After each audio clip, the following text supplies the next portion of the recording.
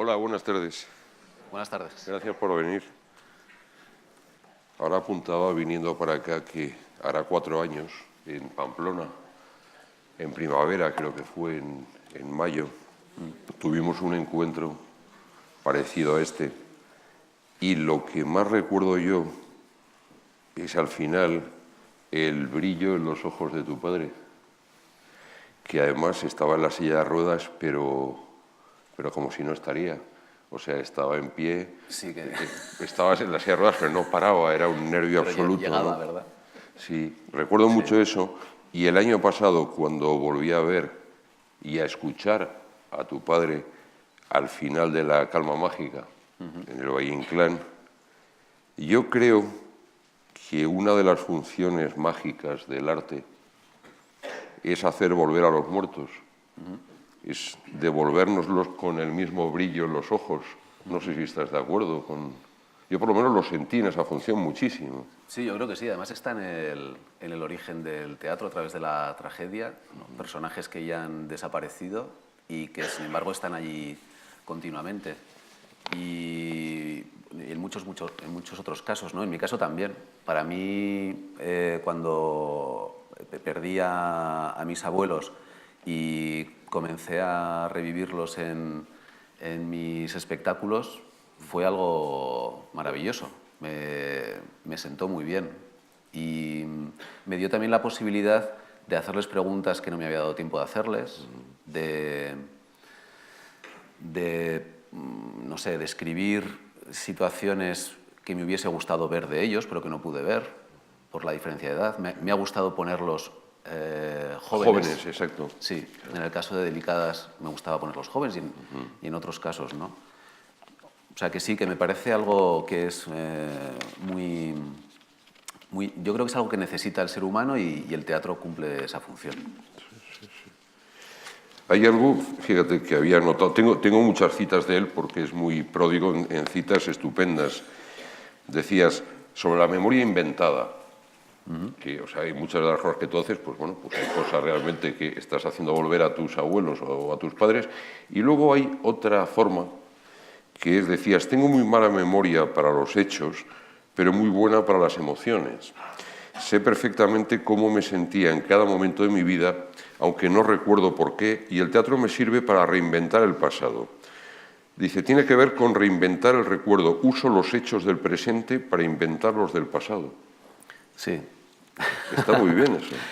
Sí, hay muchas zonas de misterio en la memoria y en los recuerdos que se quedan como zonas oscuras y sí que y sin embargo tienes sensaciones que no sabes de dónde vienen y la ficción sirve para reconstruir a partir de esos sentimientos la posibilidad de un hecho que los justifique, ¿no?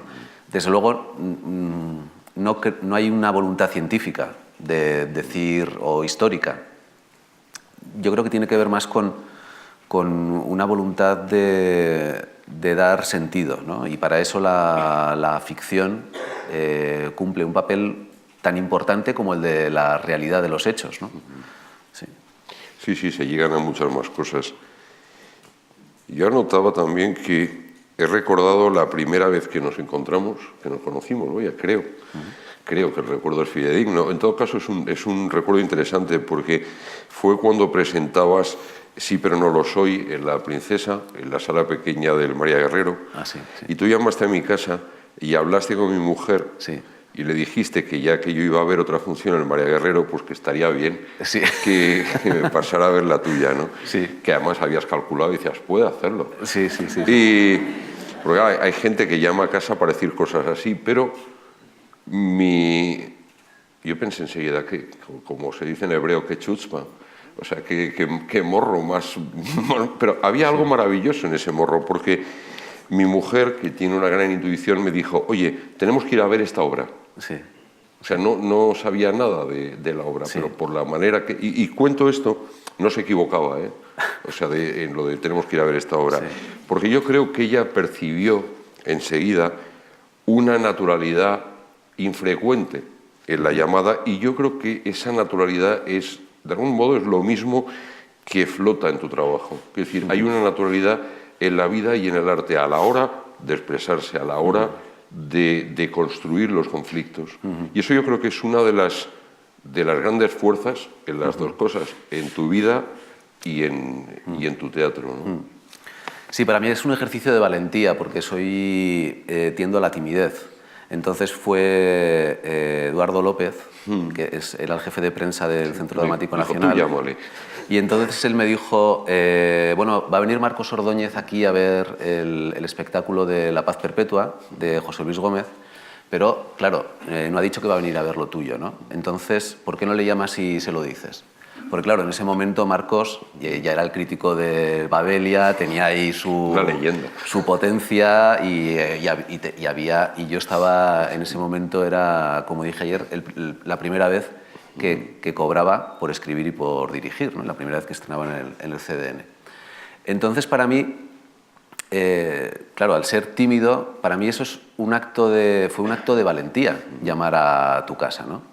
Que es y fue un acto creativo también. Y sí que es verdad que cuando escribo me pasa lo mismo, es un acto de valentía en el que tengo que quemar todas las naves, porque si no, no escribiría y no te llamaría, ¿no? Entonces, y tampoco estaría aquí subido. Es decir, antes de subir aquí tengo que quemar todas las naves y decir, no tengo nada que perder, ¿no? Esto es lo que hay. Entonces, no puedo calcular, porque el cálculo me bloquearía y dejaría no permitiría la expresión ni de las ideas ni las emociones, ¿no?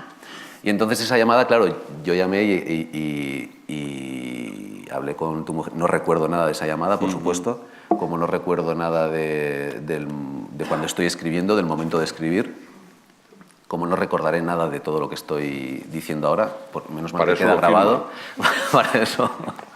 Eso está bien. Hoy me he escuchado lo que dije el martes, ¿no? Por la mañana. Y sí, hay un momento en el que tienes que decir, no calculo, todo tiene que ser para bien, ¿no? Y es lo más parecido a amar algo, ¿no? Lo hago porque creo que es lo bueno. Y es por una buena causa. Sí, es por una... Sí. Bueno, más que por una buena causa es porque la propia acción es buena, ¿no? El propio hecho de hacerlo es bueno. El propio hecho de querer es bueno. Mira, esto enlaza también con... Decías, hay que escribir para regalárselo a alguien, para dar alegría a los días. Es fantástico eso. Poca gente lo dice. Porque dicen, no, yo escribo para sacarme los demonios, porque tal, no sé qué. Se ponen muy falsamente trascendentes. Esto es muy trascendente para mí. O sea, estar a favor de la alegría sí, es maravilloso. Y todas las obras, lo contabas el otro día, las has escrito, son envíos a alguien, a quien quieres o a quien has querido, y luego, claro, son envíos al público, y eso se nota. Y eso se nota mucho, ¿no? Sí, ahí... me he dado cuenta de que cuanto más íntimo soy, más público soy. Más público, incluso más político. Creo que hay una falsa idea de que lo privado y lo público o que las cosas que le pasan a uno son de uno y son muy personales y que, por lo tanto, es imposible que los demás lo puedan entender porque a ellos les pasan cosas muy particulares y complicadas y difíciles de entender. Y, sin embargo, la experiencia que yo tengo es que cuanto más personal soy, más repercusión tiene en el público y el público más recoge esa historia que se lanza. Y le hace pensar, además, también más en sus propias historias, en las historias de sus familiares, en su vida. No sé quién era el que decía que solo lo que sale del corazón va al corazón, y yo creo que es una verdad como un templo. Sí. Son las cosas que realmente conectan. Y ahora quiero leer un texto de Sanzol que a mí me gusta mucho. Primero lo leo porque me gusta mucho, luego porque tiene un sentido especial, es un retrato del artista, en este caso no adolescente, sino niño. Y luego, por si hay un editor en la sala, a mí me gustaría que Sanzol escribiera más textos como estos, sin dejar el teatro, ni mucho menos, no cambio una cosa por otra. Pero sí que me parece muy hermoso lo que escribiste, lo voy a leer un poco extractado. Decías, dicen que de pequeño era un niño muy serio. Salgo en las fotos mirando al que me hace la foto. No salgo formando parte de la realidad, salgo observándola. Si me hacían una gracia, no sonreía, me quedaba mirando al que me hacía la gracia. Ese es mi talento y mi desgracia. Desde muy pronto comencé a imitar a los que veía. A la observación se añadía la capacidad de reproducir lo que observaba. Voz y movimientos que asumía como propios y que permitían ver en mí a aquellos a los que imitaba. A esto se añadió la capacidad de pensar como aquellos a los que imitaba. No solo podía hacer lo que había visto que habían hecho, sino que podía imaginar aquello que podrían llegar a hacer. Y esto además resultaba verosímil para los que me veían. Mi familia y mis amigos eran los espectadores de aquellos juegos. Casi al mismo tiempo comencé a crear personajes que no salían de la imitación de una sola persona, salían de la síntesis de muchas personas. Tenía la sensación de ser un instrumento, notaba que mi poder de observación y de apropiación no eran normales y entonces, al descubrir la normalidad, comenzó a aparecer el sentimiento de culpa. Lo que era una gracia comienza a crecer. Con 12 años era capaz de sacar a la luz las contradicciones que habitan en el ser humano. No lo hacía de manera consciente ni con ánimo de molestar, era simplemente lo que veía. Veía a los adultos y a los niños decir lo contrario de lo que hacían, hacer lo contrario de lo que decían, mentir, expresar sentimientos por conveniencia, reprimir sentimientos y expresarlos más tarde. Veía a la gente hablar mal de otra gente y luego comportarse con total simpatía cuando se encontraban con esa gente. Me hubiera gustado que con 12 años alguien hubiera descubierto mi talento. Me hubiera gustado que alguien lo hubiese impulsado, que alguien me hubiese exigido desarrollarlo. Es difícil. Si eres bueno en deporte, todo bien. Si eres bueno en música, todo bien. En matemáticas ni te cuento. Dibujando, haciendo caricaturas, cantando, todo maravilloso.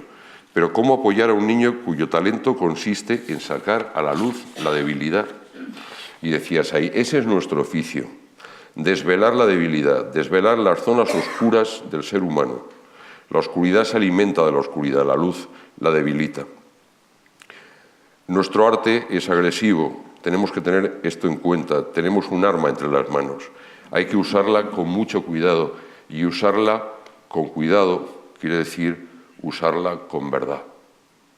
Y ahí yo creo que entramos de hoz y coz en otro término tuyo que a mí me gusta mucho, que decías que hay que humanizar el humor cuando escribes, ¿no? Que el humor y el dolor son como un poco el yin y el yang, o sea, no puede existir uno sin el otro. Yo creo que hay demasiado humor destructivo, nihilista, o digamos cínico, que se siente superior al espectador, que se siente superior al humano, que mira por encima del hombro, o bueno, haciendo un chiste un poco fácil, mira por encima del hombre. Y ese humor mucho más humano, yo creo que es una de las cosas también que caracteriza el teatro que haces. Sí, es verdad que para mí es muy importante no perder nunca la empatía con el personaje que estoy creando. Aunque tengo una mirada sobre él que hago que lo construyo sobre sus contradicciones. Eso es lo que produce es ahí donde está el humor. El problema surge de que tenemos el impulso y el sueño y la voluntad de ser íntegros en nuestra manera de vivir. Quiero decir que pensamos que podemos llegar a tener unos valores y que siguiendo esos valores no vamos a salirnos de una especie de autopista que nos va a llevar hacia algún lado, ¿no? Y con las normas sociales pasa lo mismo. Pensamos que si somos capaces de respetar las normas sociales, estamos a salvo de la contradicción, estamos a salvo del ridículo, estamos a salvo de la paradoja, estamos a salvo de los hechos ajenos a nosotros y que estamos a salvo de de las acciones de los demás que nos ponen en peligro, ¿no? Entonces, pensar que uno está a salvo, que ha encontrado una zona de seguridad, lo pone inmediatamente en peligro, porque es algo que no es real, que es falso, ¿no? Continuamente tenemos que ir adaptando y creando, y tenemos que ir continuamente siendo conscientes de qué es lo que hacen los demás. Tenemos que ser plásticos, ¿no?, a la hora de vivir. Que eso no quiere decir que no perdamos los valores esenciales sobre los que nos sostenemos, pero claro, esos valores incluso nos van a poner en situaciones que vamos a tener que superar también de una manera creativa, porque la vida nos va a poner delante obstáculos para superarlos. Cuando somos rígidos a la hora de observar esos obstáculos, es cuando aparece el humor, porque aparece el choque o aparece también la estrategia, ¿no?, por parte de las personas. Cuando nos ponemos estratégicos somos muy cómicos, porque estamos poniendo estamos poniendo el fin por delante de los medios. Entonces ya todos esos valores que defendemos como algo que no se puede tocar, comenzamos a ponerlos, a mirarlos con otra distancia, y comenzamos a darles otro valor. ¿Qué es lo que pasa en Aventura cuando los personajes que se encuentran con la compañera que viene diciendo de China, me va a comprar este empresario y os va a dar a vosotros el dinero, y ellos le dicen al principio, no, eso es imposible, ¿no?, tú estás loca? Y entonces toda la parte que más me gusta es cuando comienzan ellos a dar a ser estratégicos, y es lo que más me hace reír, ¿no? Sí, es muy Azcona eso, luego hablaremos también de las concomitancias. Sí. Y luego ya entrará Azcona y entrará más gente, y entrará Miura, y bueno. Pero yo creo que es un humor el tuyo hecho de comprensión profunda. Y ahora cuando tú has sacado Aventura, y claro, está ahí muy claro, yo estaba pensando también en La calma mágica, en el sentido, y eso se puede extender a todas tus obras. Había una cosa muy bonita que decía Jean Renoir, que decía que el problema de la vida es que todos tienen sus razones. Sí. Hay gente que no, decididamente, o sea, podemos pensar que hay gente canalla que no tiene sus razones. Sí. Pero cuando estás viendo La calma mágica, no son personajes ni muchísimo menos de un solo palo, de una sola zona de luz, tienen muchos claroscuros, y los vas viendo y dices, ahora estoy con este. Ah, mira, ahora con este, que yo pensaba que era un cabrón que no sé qué, pues lo veo de otra manera. Y eso hay que mirar mucho. Hay que estar muy acostumbrado a mirar a la hora de escribir. Y esto me viene, siguiendo un poco esa historia del Sansón niño, hay un detalle, y nunca mejor dicho, un detalle que a mí me parece fundamental, que es cuando empiezas a imitar a los profesores. Decías, imitar a un profesor delante de los compañeros y ser consciente de que cuanto más perfecta sea la imitación, más regocijo, sorpresa, emoción y admiración producía en mis compañeros, hacía que yo intentara superarme. Y entonces dices, trabajaba para perfeccionar. Comencé a descubrir que lo importante no era imitar la gestualidad. Descubrí que lo más emocionante era adentrarse en el movimiento interno de un profesor. Recuerdo algo muy importante. Un profesor solía, cuando nos pillaba hablando, tirarnos tiza. Le imitaba tirando tizas, pero un día descubrí que antes de tirarnos la tiza había una micropausa en la que concentraba la rabia que le servía de impulso para tirar la tiza. Aquello produjo en mis compañeros, y aquí lo mismo, produjo en mis compañeros de clase olas de risas. El impulso que mueve la acción es el lugar en el que el espectador encuentra el máximo placer sin que él sea consciente. Parece maravilloso eso. Sí. O sea, ¿lo tenías tan formulado ya entonces? No. O sea, intuitivamente sí. Intuitivamente sí. Claro, es decir, sí que... se ríen aquí. Sí. O sea, no aquí, sino aquí. Sí. Qué bueno. Sí que descubrí que a los que me miraban en ese momento, a mis compañeros, a mis amigos, les gustaba anticiparse, o sea, saber que el personaje iba a hacer algo. Claro, en el caso cuando estás imitando es fácil, porque conoces mucho a los profesores y sabes cuáles son sus rutinas y tal, ¿no? Entonces me daba cuenta de que cuando me quedaba en el momento anterior a que el personaje fuera a hacer algo, se creaba una sensación de suspense de si lo iba a hacer o no. Y además, cuando lo hacía, que no engañaba, o sea, no ¿cómo se dice? Prometía algo y lo hacía. Pero el momento este antes de hacerlo, ¿no? Era lo que más gracia producía, ¿no? Más que el propio hecho, ¿no? Es que eso es de gran cómico.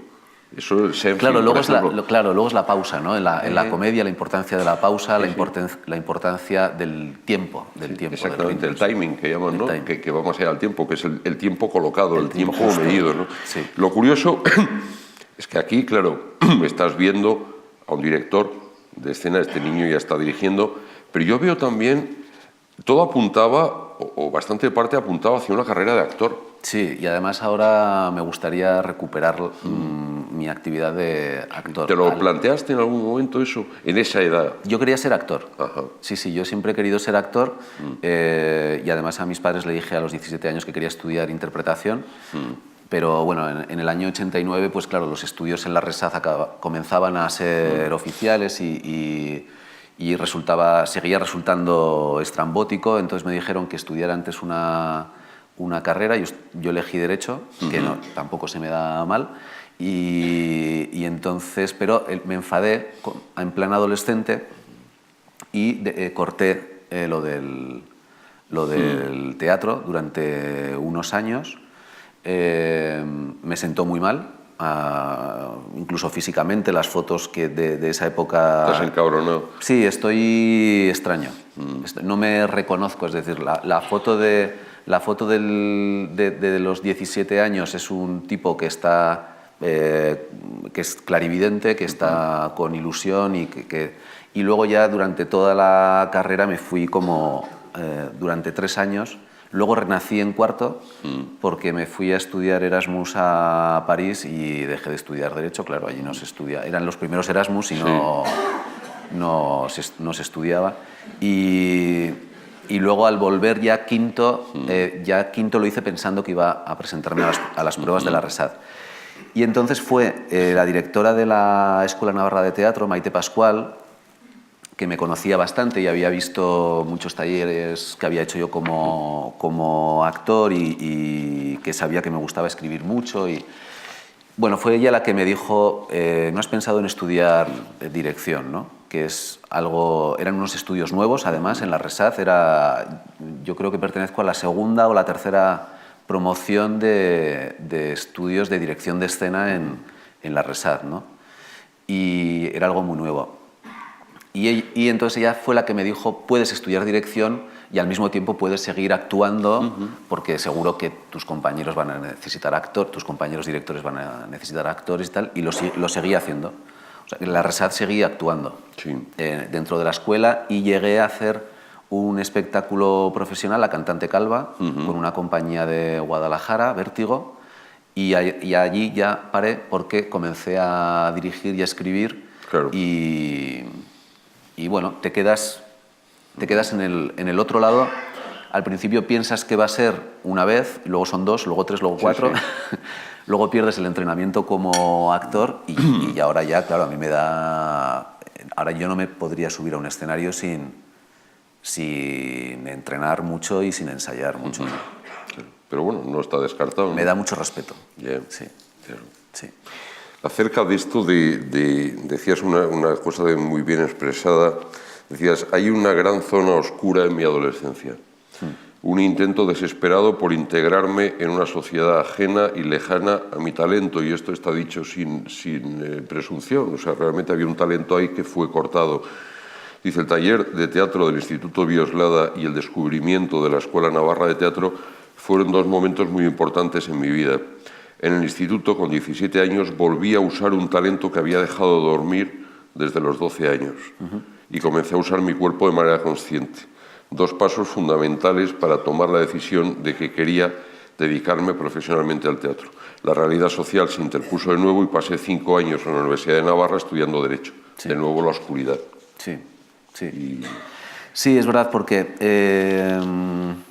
es algo que es totalmente inexplicable, que precisamente el teatro, que es la práctica más integradora que existe, porque pone al cuerpo a trabajar al 100% en todos sus aspectos, intelectuales, emocionales, imaginativos, de expresividad, de relación, de inventiva, espaciales. Es también el teatro es matemática.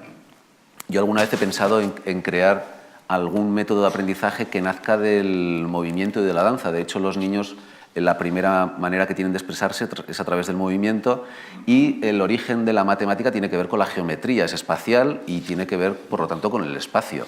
Y tiene que ver también con el tiempo. El lenguaje, la literatura no se puede entender sin una tradición oral, y evidentemente de donde surge la literatura es también del cuerpo y de narrar las historias y de contarlas en directo y en una audiencia, ¿no? Tendría que ser normal que existiese una técnica desarrollada y además que fuera especialmente apreciada en la capacidad de todo el mundo de contar historias, ¿no? Y sin embargo esto está compartimentado. Entonces, claro, yo hacía muchísimo deporte porque tenía una necesidad física de moverme muy fuerte. ¿Qué deporte hacías? ¿Baloncesto? Baloncesto, sí. Bueno, baloncesto, y en Pamplona se hace... Todo el mundo está haciendo todo el rato mucho deporte. Sí. Todo el mundo tiene bicicletas, se va al monte, se esquía, se mucho. escala, se corre, se nada. Yo no paraba de hacer deporte, ¿no? ¿A qué crees que obedece eso? ¿El qué? ¿A tanto deporte? Pues porque hay afición. Porque es una manera de juntarse con los amigos y luego parar y ir a tomar algo. Y luego, claro, se toma siempre algo. No, es que yo eso lo he visto en Bilbao, lo he visto en San Sebastián también muchísimo. Sí, es muy popular y además está dentro de los pueblos, ¿no? En todos los pueblos tienen un frontón muy grande, la gente juega pelota, la gente... Bueno, lo del deporte rural es más... Y aquí has perdido un poco eso. Folclore. Y sí, cuando llegué a Madrid comencé a... hacer deporte en Madrid es como una misión imposible. Saltar zanjas. Claro, para mí que estaba rodeado de lugares a los que hacer deporte, aquí de repente para hacer deporte tenía que irme a no sé dónde. Sí, ya el deporte. Claro, ya el deporte, el propio traslado, ¿no? No, pero esto es un poco broma y un poco verdad, pero tiene que ver más con que... Con tu conciencia del cuerpo en esa época, ¿no? Bueno, porque pasaba mucho tiempo, pasaba mucho tiempo en la Resaz y además la interpretación también. La interpretación tiene una parte física muy importante. Entonces yo cuando descubrí que podía unir la afición de contar historias, de escribir, de leer, y podía unirla al cuerpo, yo recuerdo precisamente el día que me di cuenta de eso, ¿no? ¿Y cómo fue eso? Pues hice una improvisación en el escenario del instituto y fue como si noté armonía. Esa es la palabra. Que no la había armonía notado. Física, armonía en comunión con el público. En el cosmos. Bien. O sea, a lo grande. Plan Navarro. Sí. Sentí por un segundo que estaba en armonía con mi vida y con lo que me rodeaba y con lo que pensaba y con todo. O sea, fue un momento de boom, de luz. Es que dicho esto, y parecía una broma lo de Plan Navarro, pero no es una broma. Lo estaba diciendo porque Alfredo Landa, que es navarro de pura cepa, me contaba una experiencia muy similar que fue la que a él le decidió a dedicarse al teatro. Luego pasó al cine porque pagaban más. Pero también fue en la época de que él tenía 17 años, una cosa así, haciendo una obra de Muñoz Seca, que se llama El Verdugo de Sevilla, y se sintió con una plenitud enorme. Él vino a decir una cosa por el estilo, una sensación cósmica de estar muy bien en el escenario, estar muy bien con el público y estar muy bien con todo. Sí. Y decir, de aquí no me bajan. Claro. O sea, porque es donde estoy realmente muy bien y fue lo que... Sí, es una sensación, no sé, yo me acordé No, lo digo en serio. Me acordé el cuento este que contaban de San Pablo cuando se cayó del caballo. Sí, sí. Que a mí era de los verdad, cuentos Luz. del Evangelio de los que más me gustaban. Cuando se caía del caballo y de repente se le hacía la luz. Y para mí fue eso, ¿no? Se llaman las caídas de caballo. Sí, sí. Por camino a Damasco, bueno, tiene varias. Yendo un poco más atrás, lo que podía ser fundamentos de la vocación como escritor, ¿a ti te gustaban mucho los teleñecos? Sí, Los Monty Python. sí. Es decir, que ahí hay ya una cierta tendencia, un gusto por el sketch, por la pieza corta, ¿no? Sí, de los teleñecos me fascinaban. Estaba esperando a que comenzara. Eran los sábados a las 6 de la tarde. Y para mí era el mejor momento de la semana ver cómo aquellos muñecos tenían vida, lo buenos que eran los sketches, los buenos que eran los momentos musicales. Aquello, además, las historias planteaban problemas de verdad. Me acuerdo de Fosito, el oso cómico, que era un tipo realmente problemático. Sí. O sea, quiero decir, había un nivel, una profundidad psicológica, era un neurótico realmente, ¿no? Gustavo... No es fácil ser verde. Claro, Gustavo es el... Una tontería, Gustavo pero es que lo pasamos mal. Sí, pero... Gustavo, claro, enamorado de Peggy como...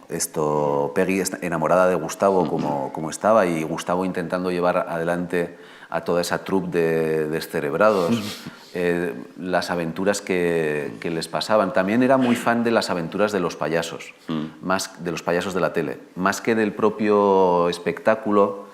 Me gustaba mucho el momento en el que llegaba la aventura y salía el señor Chinarro. Y para mí aquello estaba vivo, aprendía de aquello, me lo pasaba bien, me divertía. Y bueno, siempre han sido cosas que las tengo en el recuerdo, sí. Luego está cuando ves como una condensación de esa forma, tiempo después, hombres de las de teatro, en una época que yo no recuerdo mucho que se hiciera teatro en sketch. No se hacía. No se hacía... que sería el 90... o antes, 95. 95. En el 95. Digamos que no se hacía con esa intención de crear un mundo en torno al sketch. Sí que había sketches, pero tenían más la función de una cosa, otra cosa, es decir, no estaban conectadas entre sí. Y aquí en Hombres sí que había una intención de crear una atmósfera común y de trabajar sobre un tema común. Y eso me influyó a la hora de pensar más adelante. Los sketches siempre me habían gustado, pertenecía a eso, pero en teatro no lo había visto con esa fuerza. En París, me comentaste una vez que habías visto lo que hacía la gente del Café de la Gare. Sí. Que era un poco también esa línea, ¿no? Sí, allí fue la primera vez que vi cabaret muy bueno. Era cabaret muy bueno. Y mucho antes de lo que luego se dio en llamar stand-up o monologuistas, aquí los había habido, pero en ese tipo de formato tampoco abundaba. No, esto era una historia, vi 2 espectáculos, el que recuerdo mejor era una historia de 2 chicas, que eran 2 actrices buenísimas, que además a una de ellas luego la vi haciendo un anuncio en la televisión. No me lo podía creer, claro, yo no sé, para mí todo aquello era como muy especial, ¿no? Y recuerdo que la historia era que ellas tenían un nivel de interpretación buenísimo, que había una definición en todo aquello, que no había nada gratuito, que no intentaban ser graciosas en el peor sentido de la palabra, sino que estaban metiéndose en una situación, ¿no? Dices definición en el sentido de nitidez, como de alta definición, ¿no? Sí, de esencialidad, de un trabajo... hacer comedia para los actores... Bueno, para nosotros es muy complicado también, pero para los actores también es muy complicado porque en la comedia cuando te desligas, pasa igual que con los escritores, cuando te desligas de ser empático con el personaje, cuando dejas de tener en cuenta lo que sufre el personaje por lo que está pasando, realmente la comedia es como si se vaciara, ¿no? Queda en un cascarón, ¿no? Se hace superficial, ¿no? Y tú además no sueles buscar la comedia. O sea, buscas situaciones que tengan un interés dramático y tal, sí. Y ahí está una mirada, pero yo no he notado en tu teatro que vayas a apoyar la gracia en ningún momento. No. O sea, es graciosa la situación, pero puede dejar de serlo en cualquier momento. Sí que lo que pienso es en por qué algo me está inquietando, por qué algo me está conmoviendo, por qué algo me está doliendo, por qué algo... Y entonces comienzo a trabajar sobre ese material y sí que es verdad que hago un proceso de alejarme de mí o de mirar mi dolor con cierta distancia y comienzo a verme como alguien cómico. Es decir, que mi humor a la hora de escribir sí que intenta salir primero mirándome a mí, o sea, el primer objeto de mi risa soy yo, digamos, ¿no? Esto, claro, tiene un problema vital, que es que en inteligencia emocional se llama negación a través del optimismo, que quiere decir que los problemas reales no los miras cara a cara, sino que te alejas de ellos y a través del humor te defiendes de ellos o los niegas. Es muy frecuente, sí. Entonces es una capacidad que es muy práctica para las situaciones de mucho estrés, pero que tampoco se puede estar aplicando continuamente. Claro. Porque... La vida es bella de Roberto Benigni, ¿no? Es decir, no hay nazis, esto es una chincana. Exacto, ahí, sí. Ese es el humorista, el mayor. Esa película a mí me encantó precisamente por eso. Ese es el gran humorista. El que convierte un campo de concentración en un lugar de diversión para su hijo. Claro, porque tiene que salvar al hijo. Eso es. Probablemente no se hubiera convencido a sí mismo de esa historia. Eso es muy bueno. Es la función salvadora del humor. Es la función salvadora del humor. Pero llega un momento en el que hay que pararse y admitir el dolor con todas sus consecuencias, ¿no? Sí, lo decíamos antes, ¿no? Que humor y dolor, o sea, una cosa sin la otra, pues no funciona. No funciona. No suele funcionar, ¿no? Pero volviendo a la forma del sketch, del episodio, decías que durante un tiempo pues decían, vale, está bien el sketch, pero como los escritores de cuentos, que siempre dicen, a ver cuando haces una novela larga, ¿no? Sí. El escritor de cuentos parece como siempre tuviera que pedir permiso, de decir, sí. No, hago cuentos, ya algún día haré lo otro, ¿no? Algo largo y serio. Sí, pero hay una frase que me gusta tuya, que casi todas las que digo son tuyas, que me gusta mucho la grandeza y la humildad que hay en esta frase. Decías, me gusta contar lo sagrado que habita en la anécdota. Claro, sí. Eso es Chekhov.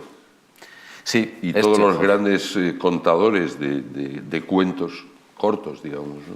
Claro, sí, es dar valor a lo que en principio no tiene valor. Es no darlo porque lo diga yo, sino porque lo tiene. Es simplemente pararse a mirarlo con detenimiento y no querer exceder la medida que tiene. Porque, claro, el sketch tiene esa medida porque es lo que necesita esa historia. Porque si dieras más vueltas sobre eso, perdería su valor, ¿no? A mí esto me recuerda, o esto lo he asociado siempre con las sobremesas, que a mí me gustaban muchísimo en la familia, en casa, cuando la gente cuenta sus historias. Y me daba cuenta de que una persona es un conjunto de historias o de anécdotas que cuenta continuamente. Que pueden ser 12 a lo mejor, pueden ser 13, pero el tío Clemen son esas 13 historias. Sí. Entonces, y eso es lo que da, primero, ¿por qué cuenta esas 13 historias y no otras 200 podría haber elegido en su vida? Ha elegido esas 13. Y luego son esas las que cuenta y la visión que tú te haces de él tiene que ver con esas historias, porque a través de esas historias cuenta la manera que tiene de ver la vida y de enfrentarse a la vida y de los personajes que ha vivido y cómo los ha vivido, ¿no? Y yo me daba cuenta que esas historias daban profundidad a estas personas y que además de que los lazos afectivos se creaban también a través de estas historias. Y que para mí recordar las historias que contaban mis seres queridos me comunica directamente con ellos. Creo que es el procedimiento más rápido de estar con alguien que quiero, y con mis amigos también. Me encanta contar las historias que me han contado mis amigos hasta el punto de que me apropio muchas veces de ellas y ya no sé quién me la ha contado. Y es más, llega un momento que no sabes si la has vivido o no. Si la has vivido, si ¿no? es más lejana ya puedes decir, esto me pasó, ¿no? Sí. Con Juanel me ha pasado alguna vez. Juanel me ha contado historias que luego que se las he contado yo a él. Sí, si era yo. Sí, y además Juanán tiene la capacidad de contarte una mentira, hacerte creer que es verdad, yo me la creo, la cuento como verdad, como si fuese mía, y luego se la acabo contando a él un día y él me dice, pero si eso era mentira, eso te lo conté yo, eso era mentira. Ya no, ya ha dejado de ser mentira. Claro, pero ya esa historia ha sido ya se ha convertido en un objeto total, ¿no? Ya la recordaba en Días Estupendos, la primera historia, si no recuerdo mal, que hay dos versiones del tío Clemen, ¿no? Es la chica que llega al pueblo para cantar Mijaca y lo presenta como una especie de fascista, tal y cual, y luego sale el chaval que cuenta su visión de cómo era el tío Clemen. O sea, ahí están las dos visiones en un mismo relato, en un mismo... Sí, relato. Porque yo viendo tu trabajo... He hablado muchas veces de Roald Dahl, de Pere Calders, y es lástima que por edad, por un lado, es una ventaja, ¿no? Pere Calders lo he descubierto por ti, porque tú hablabas de Pere Calders, yo no lo conocía, y luego me puse a leer a Pere Calders. Y está cerca, yo creo que tiene mucha... Me gusta muchísimo, sí. Pere Calders era un escritor catalán, sobre todo de los cuentos, era magistral, hizo novelas también, pero realmente lo bueno de él son los cuentos. No, decía lo de la edad porque... Jaime Armiñán. Jaime Armiñán trabajaba un formato en televisión que siempre era 20 minutos, incluso menos, como mucho media hora o así, ¿no? Y tenía cosas que yo creo que... Tú creo que lo pillaste a Armiñán en la época de Juncal, que era extraordinaria. Claro, pero yo Armiñán lo he visto sin saber que era Armiñán, claro, porque él estaba en televisión y yo toda esa época, yo desde los 6 años, bueno, desde el año 78 hasta el año 88, yo me sabía la programación de la televisión de viernes por la tarde, sábado y domingo entera. Sí. O sea, yo me sabía la... Los otros días estabas haciendo deporte. No podía verla, no podía. Claro. Sí, estaba haciendo deporte, se veían los payasos los jueves por la tarde y entonces llegaba el fin de semana y tenía barra libre. Entonces yo no hacía más que ver televisión. O sea, no hacía otra cosa. Salían a dar, o sea, lo de salir a dar el paseo, todo esto es de niño, ¿eh? Luego ya... Hasta que comienzo ya a jugar a baloncesto más en serio y ya eres más adolescente y sales más y todo esto y ya fui dejando de ver televisión. Pero hay 10 años en los que yo vi todo eso, vi los estudios 1, vi 300 millones, Informe Semanal, La Clave. Para mí las películas de La Clave eran impresionantes, con luego el debate, ¿no? Luego imitaba, así, como estamos sentados aquí nosotros, ¿no? Sí, pero aquí sin humo, a Balbín, sin humo, ¿no? con todos aquellos problemas tan graves y con aquella gente tan increíble que ahora ya están totalmente borrados. Todas las personas interesantes que tienen algo que decir en España están totalmente ocultas. No hay ningún programa de televisión que les deje hablar, ¿no? Y en aquel momento La Clave ponía enfrente allí de repente a 6 personas que tenían un peso que era increíble y que a mí me fascinaba. Hablando del Estado, de la CIA, de la filosofía, de todo, hablaban allí con libertad. Era muy espectacular. Y con todo el tiempo del mundo, y era muy dramático. Sí, ¿no? Parecía 12 hombres sin piedad, bueno, claro, serían 6, pero sí. Y además que estuviese basado todo eso, para mí lo importante es que todo ese movimiento de debate lo generaba la ficción. Para mí eso era muy importante, porque estaba ligando la actividad intelectual al mundo de la narración, al mundo de la actuación, al mundo de de la ficción al final, ¿no?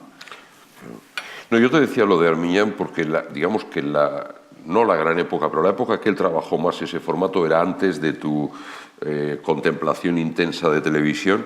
Ahora han vuelto a colgar en... Juncal sí que la vi entera. Claro, pero Juncal ya era un modelo más de episodios más de 40, largo. 50 minutos. Pero ese formato, que claro, no, era extraordinario. Juncal es una cima. Sí. Pero, por ejemplo, ahora se puede encontrar en eso que se llama RTV a la carta, una de las series de él de últimos 60, primeros 70, que se llama Suspiros de España, que la hacían además los protagonistas, que eran Irene Gutiérrez Cava y Antonio Ferrandis, que ya es empezar alto, y que cada semana eran personajes distintos. Entonces, yo te decía lo de Armiñán porque también había en él un humor muy basado en la observación de la realidad y al mismo tiempo un lado muy surreal. O sea, yo creo que hay una línea porque luego, claro, hay toda una serie de autores españoles, antes he comentado Azcona, sí. que yo creo que sin llegar a la negritud extrema que podía tener Azcona, ¿no? Sí. Pero que él también tenía una comprensión grande Sí, por los oprimidos, digamos, sí. por la gente humilde, ¿no? Por la gente puteada, ¿no? Plácido, el verdugo, todo eso es muy duro, pero hay mucha... La palabra compasión no es buena, ¿no? Pero sí de comprender a la gente, de estar con ellos, ¿no? Y luego, claro, hay una gente que yo no sé si como estudiante de teatro o más o menos asiduo al teatro, claro, te tocan, es una generación muy anterior, pero que es la gente de lo que se ha dado en llamar la otra generación del 27, el teatro de Miura, el teatro de López Rubio, que yo pienso que de algún modo también vuelve a asomar en tu teatro, ¿no? Claro, yo toda esa influencia la recibo a través de la televisión, porque sí que es verdad que todos los guionistas de los años 70 estaban totalmente influidos por todo el humor de Jardiel, de Miura, y entonces ellos lo trasladaban a la televisión. Eso no lo veíamos en teatro, bueno, primero porque en Pamplona tampoco veía mucho teatro hasta los años 90, cuando ya comenzó a programarse el Teatro Gayarre de una manera buena, sólida, en la que veía los espectáculos del Festival de Otoño. Para mí fue muy importante la clase muerta de Tadeusz Kantor. Sí, aquí tenía. Que, claro, así fríamente pensado, dices, con mi teatro a lo mejor no tiene mucho que ver, pero sí que me acuerdo de la clase muerta cada 10 días. Me acuerdo de la clase muerta, ¿no? Y esto sí que es verdad que toda esa influencia de humorista llega a través de la televisión. Y luego el humor de Jardiel ya lo comencé a disfrutar en Madrid, leyendo sus obras primero, y fue muy importante el montaje que hizo Sergi Belbel. Sí. De Madre del Drama Padre. De Madre del Drama Padre, sí, porque ahí sí que hay un momento ahí, eso da un giro, porque claro, estaba infravalorado por toda una generación de dramaturgos el trabajo de Miura y de Jardiel. Sí, porque era gente de derechas. Claro. Sí. Y entonces a nosotros, digamos que eso no se estudiaba. Incluso en el instituto yo me acuerdo un comentario despectivo de una profesora mía hacia una obra de Miura, porque alguna compañía la estaba haciendo. Porque claro, popularmente seguían teniendo mucha fuerza, ¿no? Sí. Pero bueno, todo ese humor se coló a nosotros a través de la televisión. Por Estudio 1, por todo lo que... Por los programas de entretenimiento, a mí me encanta, a través del 1, 2, 3, ¿no? El 1, 2, 3 tenía guiones, había coreografías, a través de La Bola de Cristal, que es muy importante. La Bola de Cristal tenía unos guionistas que eran buenísimos, ¿no? Sí, Lolo Rico de Alba estaba ahí. Eso es. Sí. Y que claro, bueno, prácticamente era la creadora un poco de eso, si no me equivoco, ¿no? Claro. Y eso tenía muchísimo nivel, ¿no? Sí, hay todo un... Para mí descubrir a Buñuel, yo me siento muy cercano, nos pasa a todos, pero es verdad, en mi caso es una conexión directa con Cervantes y con el Lazarillo de Tormes y con la Celestina. Con la Celestina yo siento una conexión muy directa en ese estilo, esa manera tan humana, tan cruda, ¿no? Es una tradición, una fuerza que tiene la literatura en castellano que de repente se partió en la literatura dramática, el siglo de oro, de repente partió esa... ¿no? Es siempre un misterio para mí, ¿no? ¿Por qué el teatro en castellano no siguió la corriente de la Celestina y comenzó y se metió en el siglo de oro, ¿no? Hombre, la corte supongo que también pesaría un poco. Es algo que pero, no... por ejemplo, en Inglaterra se lograron esquivar eso bastante. Como el teatro se hacía extramuros, o sea, no tenían... Lo hacían también mucho en corte, evidentemente, vivía de eso, o parte de Shakespeare y su gente vivían en parte de eso, ¿no? Pero, no, yo supongo que, bueno, que hay todo un lado que sigue estando en Lope, ¿no? Pero eso nos llevaría lejos, bueno, el tema este. Yo lo que sí quería era preguntarte, claro, tú haces tu teatro y es maravilloso que lo sigas haciendo como autor, como director, pero siempre queremos más. Entonces, de cuando en cuando diriges otras cosas, como es el caso, por ejemplo, de Godot, o como es el caso de la reportaje de Más Ernesto, creo que hiciste también. Pero yo, por ejemplo, pienso que hay dos dramaturgos. Me gustaría ver que montajes de obras de ellos hechas por ti, porque pienso que también en esta línea hay mucha conexión. Uno es Arniches, el Arniches de las tragedias grotescas, sobre todo de la señorita de Trébelez, y luego Eduardo de Filippo. Sí. Yo creo que tu forma de ver el mundo y la forma que tenía Eduardo de Filippo están muy cerca. Sí. De Arniches es verdad, hay una función, se me ha ido ahora el nombre, el argumento se parece al inspector. Sí, los caciques. Los caciques. Claro. Es buenísima. Sí, es fantástica. Es buenísima. Y de Eduardo de alguna manera Miguel de Arco se acercó también a los caciques en esa versión que hizo del inspector en el Valle Inclán. Sí, claro, es verdad. Que era llevarle una vía pues, del sainete popular. Es verdad, sí. Y de Eduardo de Filippo, sí. La gran ilusión es un texto que hemos tenido siempre ahí en la mano, pensando cómo lo hacemos. Requiere un esfuerzo de producción bastante grande y la gran ilusión habría que hacerla. Sí. Y hace muchos años la vi montada en Barcelona, en el Centro Dramático de la Generalitat, pero hace igual 25 años. Ya, claro.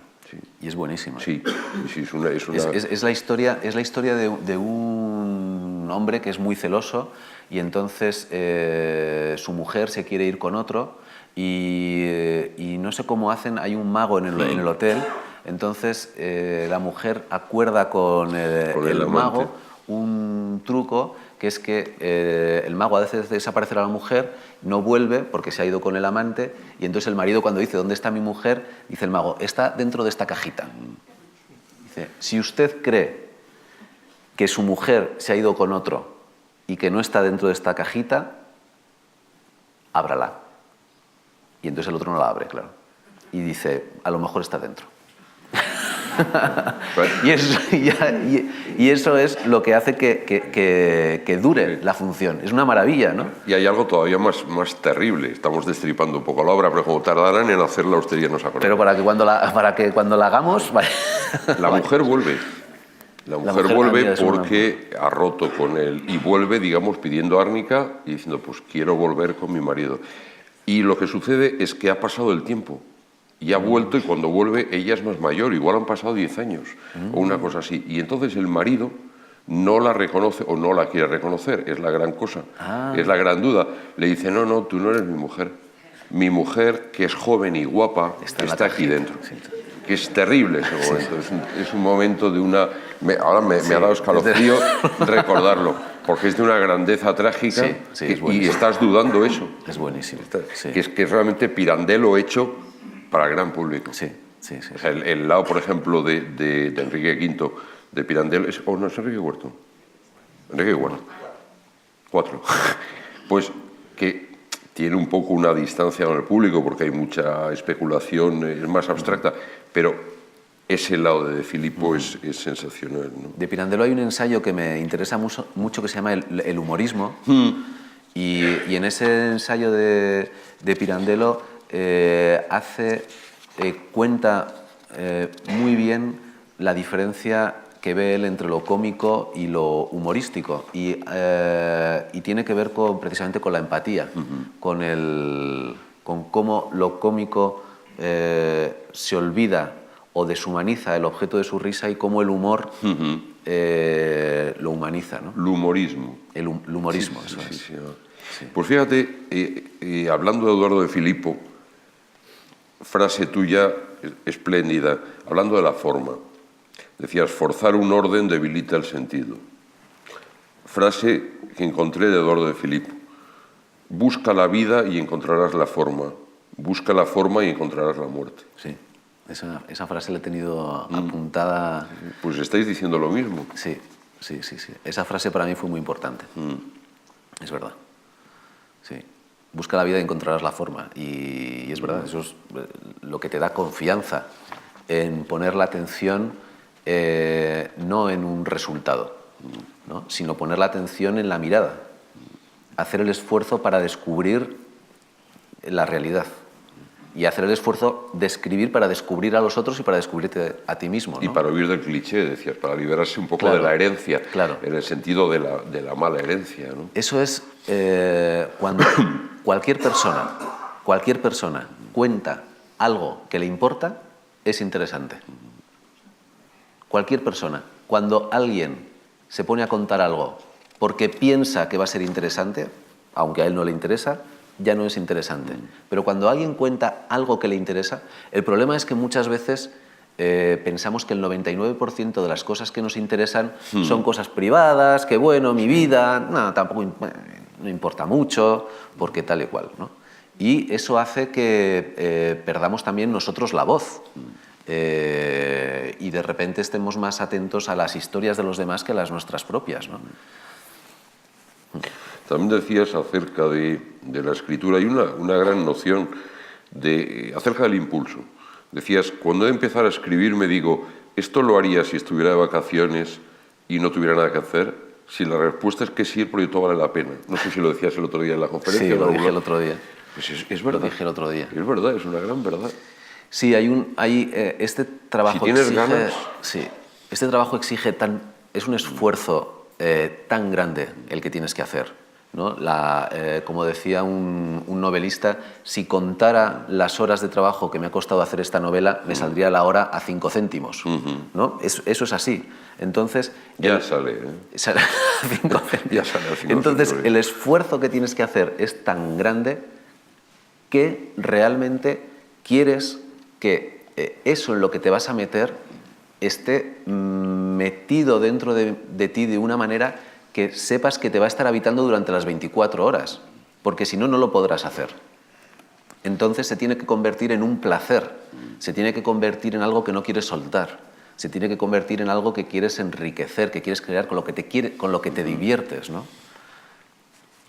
Y contabas, bueno, a ver, hablando de La calma mágica, que esa tiene formato de obra larga, pero en los sketches, en las obras más atomizadas, también hay esos hilos secretos, ¿no? Que sea de tono, sí, claro, la mirada es siempre la tuya, pero por ejemplo, yo siempre los he visto como álbumes de cromos. O sea, hay un álbum de cromos de vacaciones, hay un álbum de cromos o de fotos que decías antes, ¿no? De las mujeres jóvenes, de mis abuelas, mis primas y tal, jóvenes, que es delicadas. Y luego La luna, que es un poco pues tu infancia, los 70 de alguna manera. Lo de los cromos, ibas al kiosco y tú ibas a comprar un paquetito que traía 5 cromos. Entonces tú ponías todo tu esfuerzo en ir ahí al paquetito y entonces lo abrías y lo mirabas y tal y cual, y este ya lo tenías, te lo guardabas, pero ibas al esto y lo pegabas. Y ese es el sketch, es no pensar en todo el álbum, porque todo el álbum es muy grande. No puedes... Y además ya vivías la ansiedad, ¿no? Como niño, de los niños que tenían unos tacos así, que eran los banqueros, ¿no? Los niños que igual que eran los que tenían más la autoestima más baja, que pensaban que no iban a llenar ese álbum nunca, ¿no? los niños que eran desordenados, los que eran muy, ¿no?, muy cuidadosos, todo eso. Y es verdad que el ir haciendo uno a uno, sketch a sketch, armar, pam, pam, pam. Te sale luego, vida y color. Claro, y te sale vida y color, te das cuenta luego que tienes algo. Algo que al principio, si llegas a pensar que tienes que hacer, a lo mejor no podrías hacer, ¿no?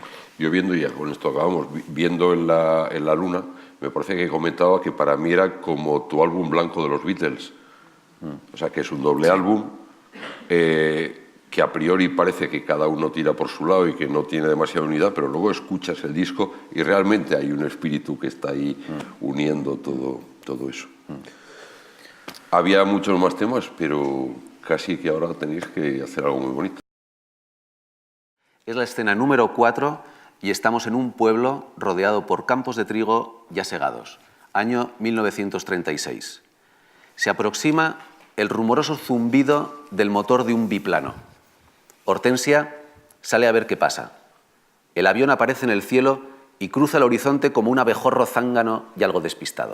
Hortensia lo sigue con la vista y ve incrédula cómo el avión aterriza cerca de la casa. Y mucho más incrédula descubre que el aviador se baja del avión y se dirige hacia ella. Buenos días. Buenos días. ¿Sería tan amable de darme un vasito de agua? Claro. Hortensia se va a por el agua, pero justo antes de salir se vuelve. Si quiere le traigo el botijo. Ah, estupendo. Hortensia se va por el botijo. El aviador espera. Vuelve Hortensia. El aviador se acerca para coger el botijo. Muchas gracias. De nada. El aviador, levantando mucho el chorro, bebe. Y bebe mucho.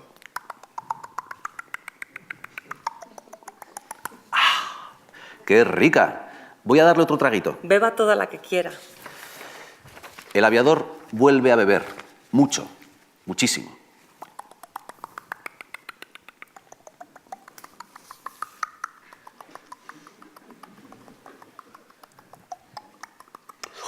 ¡Ah! Sí que tenía sed.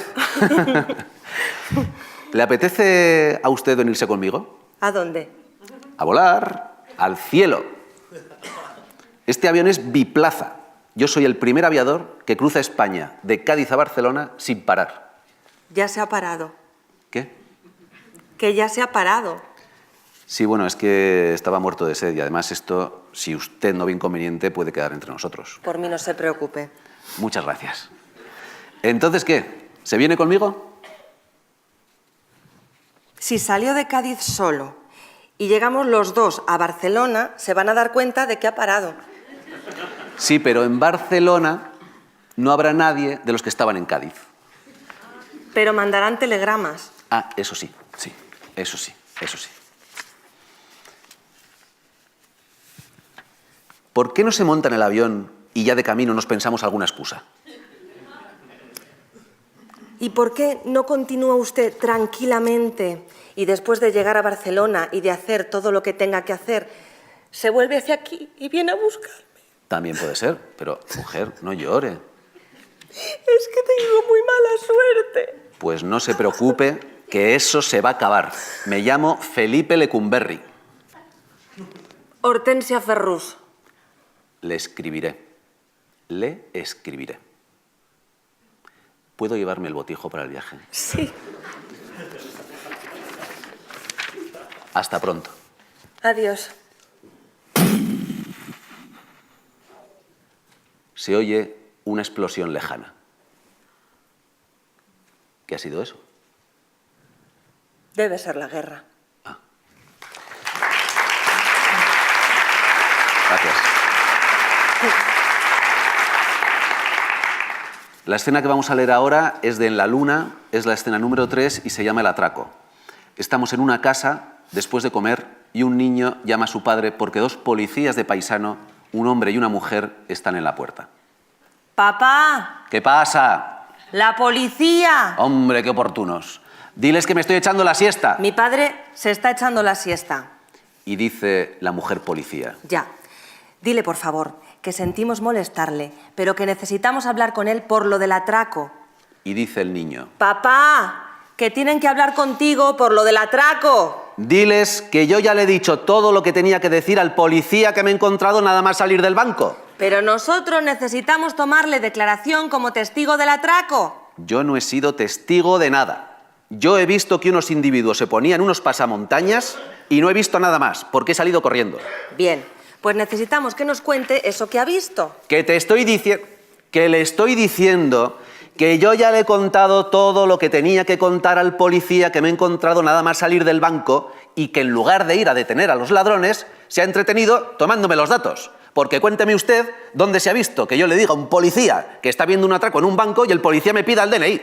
Porque si usted ha sido testigo del atraco, el policía necesitaba sus datos. Dale con que yo he sido testigo, a ver si les queda claro que yo no he sido testigo de nada. Y me parece muy bien que si necesitan mis datos me los pidan, pero que lo hagan después de detener a los atracadores, ¿no? Vamos, digo yo. Bueno, las cosas no son tan sencillas. Pues deberían serlo. Puede que tenga razón, no sé. Mire, lo que yo quería decirle es que nosotros necesitamos que usted nos acompañe a comisaría para tomarle declaración.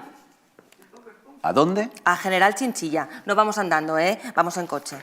¿A comisaría? Sí, para tomarle declaración. ¿Para qué? Para tomarle declaración. Yo con ustedes no voy a ningún lado. ¿Cómo dice? Que yo con ustedes no voy a ningún lado y menos a una comisaría. Vamos, hombre, ya es lo que faltaba. Pero ¿cómo me voy a ir yo con ustedes? No, de ninguna manera. ¿Qué sé yo lo que me va a pasar a mí en la comisaría? ¿Qué sé yo lo que van a hacer ustedes en la comisaría? No, yo no voy con ustedes a ningún lado. No hay más que abrir el periódico para saber lo que pasa en las comisarías. Lo siento mucho, pero yo de aquí no me muevo. No me muevo. Cuando aparezcan Lasa y Zabala, cuando aparezcan Lasa y Zabala, iré yo con vosotros a una comisaría. Cuando aparezcan Lasa y Zabala, antes no. Cuando aparezcan Lasa y Zabala y sepamos qué habéis hecho vosotros con Lasa y con Zabala, entonces iré yo con vosotros a una comisaría. Antes no.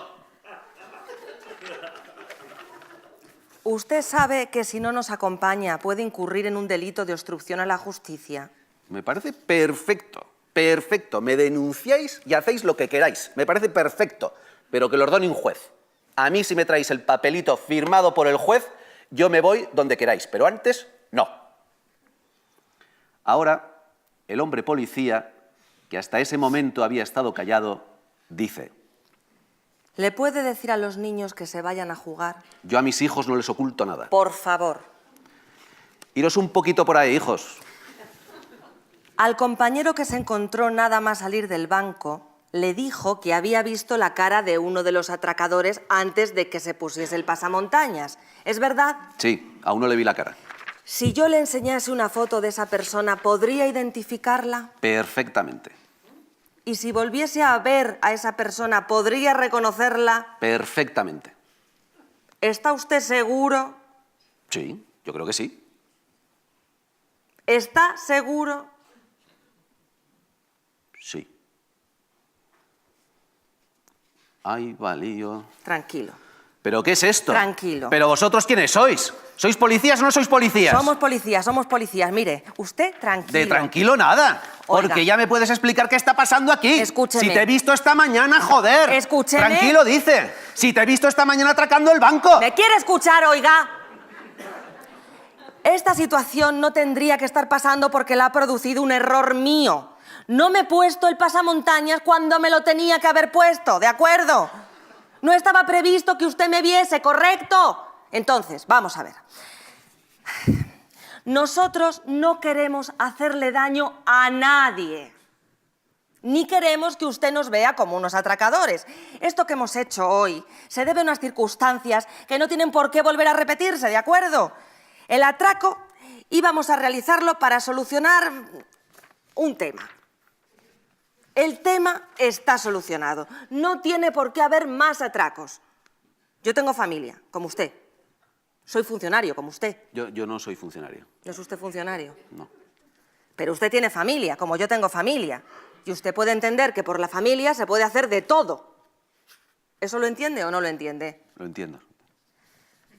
A mí me gustaría que usted olvidara mi cara. ¿Usted cree que esto puede ser posible? Yo no le he visto a usted en la vida. Ni sé quién es, ni quiero saberlo. Muchas gracias. Y ahora a mí me gustaría hacerle un regalo en señal de agradecimiento.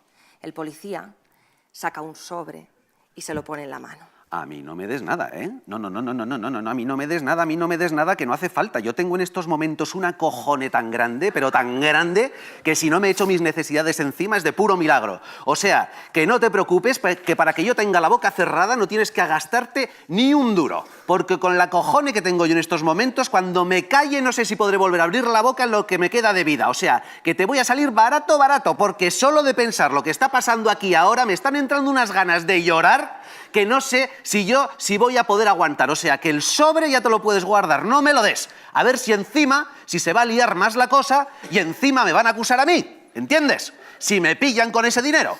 Oye, no te preocupes, que yo ya te digo que te voy a salir bien barato, guárdate eso. A nosotros nos gustaría que lo cogiese. Muchas gracias, pero yo no, prefiero que no. Si a vosotros os parece bien, ¿eh? Que yo tampoco quiero ahora enfados por no hacer aprecio. Pero ya podéis estar tranquilos, por mí, estar tranquilos. Nosotros estaríamos más tranquilos si usted cogiese el sobre. Yo esta noche dormiría mejor.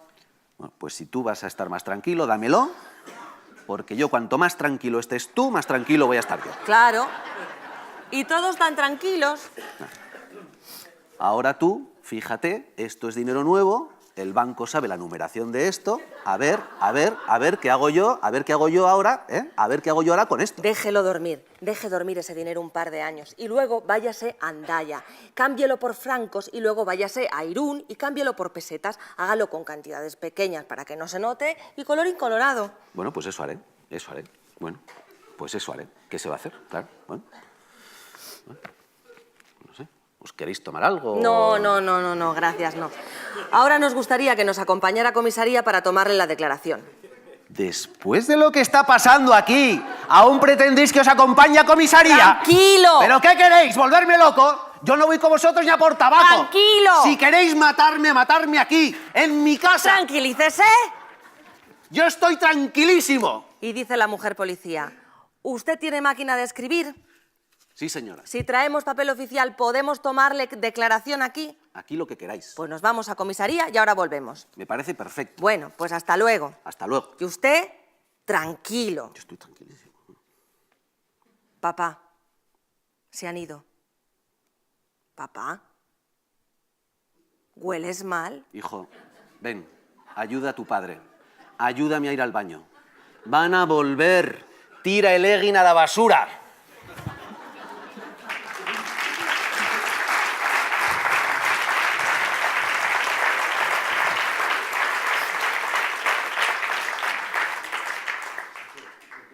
Ahora, de Días Estupendos, la escena 15, instrucciones de vida. Estamos en el campo, una mujer embarazada en la puerta de su casa. Hola. Soy tu madre. Tú no me puedes entender, pero hay una parte de tu cerebro que sí puede. Le hablo a esa parte de tu cerebro. Vamos a ver. Bienvenido a la vida en el planeta Tierra. Nosotros somos seres humanos. En este planeta hay animales, plantas, minerales y lo invisible. Los seres humanos somos animales. Vamos a ver. La vida se divide en etapas de 7 años. Cuando cumplas 7 años habrás hecho tu primera etapa. Hasta los 3 años en apariencia no te vas a enterar de nada, pero la parte de tu cerebro a la que hablo se entera de todo. A partir de los 3 años comenzarás a tener recuerdos. Tendrás un recuerdo que será tu primer recuerdo. Vamos a ver, esto es muy complicado. Pase lo que pase y hagas lo que hagas, recuerda siempre que se nace para morir. Esto es muy importante, pero se olvida con frecuencia. Eres sexualmente activo desde que naces, así que nunca te avergüences de tus impulsos sexuales. Aunque sea tu madre, yo también seré sexualmente activa hasta mi muerte. Esto a veces se olvida. Cuando pienses que una persona mayor es imbécil, no te estás equivocando. Aléjate inmediatamente. Entre los niños y los mayores, los imbéciles son muy abundantes, pero no se puede hacer nada, solo alejarse. Tú también serás imbécil en ciertos momentos de tu vida. Cuando te pase, no te sientas culpable. Es normal. Vamos a ver, ¿qué más? Cuanto más absurdo sea el trabajo al que te dediques, más posibilidades de ganar dinero tienes. Si te dedicas a cosas normales, hay mucha competencia. Querrás tener hijos. Se llama instinto de reproducción. A mí me pasó lo mismo. Verás que los instintos son muy importantes en la vida. La Tierra es un planeta que se encuentra en un sistema que se llama sistema solar. El sistema solar forma parte del universo y no se conocen los límites del universo. La mayor parte de la población mundial cree que existe un Dios, o varios, que son los que han creado el universo y todo lo demás. A las personas que creen esto es mejor darles la razón. El ser humano es muy creativo, tú verás que eres creativo. Se puede ser creativo para hacer el mal y el bien. Para hacer el bien hay que ser más creativo y es más divertido, a la larga. Si te quieres vengar de alguien, hazlo cuando se hayan pasado ya unos cuantos años y esa persona no sospeche que estás siendo tú el autor de sus desgracias. Ten en cuenta que hacer esto es hacer el mal. Estamos solos en el mundo. Paradójicamente tenemos una tendencia irresistible a relacionarnos con los demás. Es muy divertido relacionarse con los demás porque se te ocurren cosas que solo no se te van a ocurrir, pero de vez en cuando hay que poner tierra de por medio. Cuanto más viejo te hagas, también te harás más solitario. El amor consiste en no esperar nada a cambio y se puede aplicar a cualquier actividad de la vida, desde amar como yo te amo a amar subir una montaña. En ambos casos no se espera nada a cambio. El amor es muy importante y en general la vida es un viaje circular. Tú ahora eres inocente, luego perderás la inocencia y recuerda que debes pasar el resto de tu vida buscando esa inocencia que perdiste. Cuando encuentres esa inocencia, sabrás amar y al amar estarás cada vez más cerca de la inocencia y hacer esto cuesta mucho. Ten en cuenta que si existe la vida eterna, bien, y que si no existe, pues también. Nunca olvides que por ahora la única vida que tienes es esta. Te digan lo que te digan, pero no les lleves la contraria. Tendrás miedo a muchas cosas, pero el miedo es inútil. Sin embargo, existe. Yo tengo miedo a que te mueras. No me sirve para nada, porque si te mueres, te moriste, pero activa mi instinto de conservarte. Digamos que el miedo sirve en su justa medida, pero el ser humano es muy creativo y puede agrandar el miedo imaginando posibilidades absurdas. Tendrás que aprender a controlarlas. Haz deporte. Tendrás muchas ganas de andar. Al ser humano le gusta andar, porque hemos sido nómadas durante 1 millón de años. Y siendo sedentarios solo llevamos entre 30.000 y 50.000 años. Anda. Y si en el campo encuentras una cueva y te apetece meterte, métete. Es muy reconfortante. Eres omnívoro, puedes comer de todo, pero verás que esto no significa que tengas que comértelo todo. Hay que elegir. Elegir es la actividad en la que se gasta más tiempo. Siempre que elijas, estate seguro de que no te has equivocado, porque todos los caminos llevan a la muerte. Habrá mucha gente que te dirá que te has equivocado, pero si les dices que todos los caminos llevan a la muerte, se quedan mudos. Los perros y los gatos hacen mucha compañía, son animales muy importantes. También las vacas y los caballos. Si tienes una duda en tu vida, pregúntale a una yegua, tienes que contarle tu duda. Luego tienes que mirarla, observa cómo se comporta, porque te estará diciendo cómo te tienes que comportar tú. Tener peces en casa es una tontería, pero es agradable. Muchísimas cosas no sirven, pero son agradables. Tenlo en cuenta y no las desprecies. Si alguien te hace daño, perdónalo, porque el rencor te hará más daño a ti. Cuando seas adolescente te querrás hacer daño y ponerte a prueba. Verás que te miro de manera extraña, pero bueno. La ansiedad consiste en querer algo a cambio. Tiene que ver con la inocencia. Verás que todo está relacionado. Lo más importante en la vida. Lo más importante, y ahora escúchame bien, porque te he dicho cosas interesantes, pero lo que te voy a decir ahora es muy importante. Lo más importante en la vida es no tener prisa, porque todos sabemos a dónde vamos a llegar, así que lo último que hace falta es correr.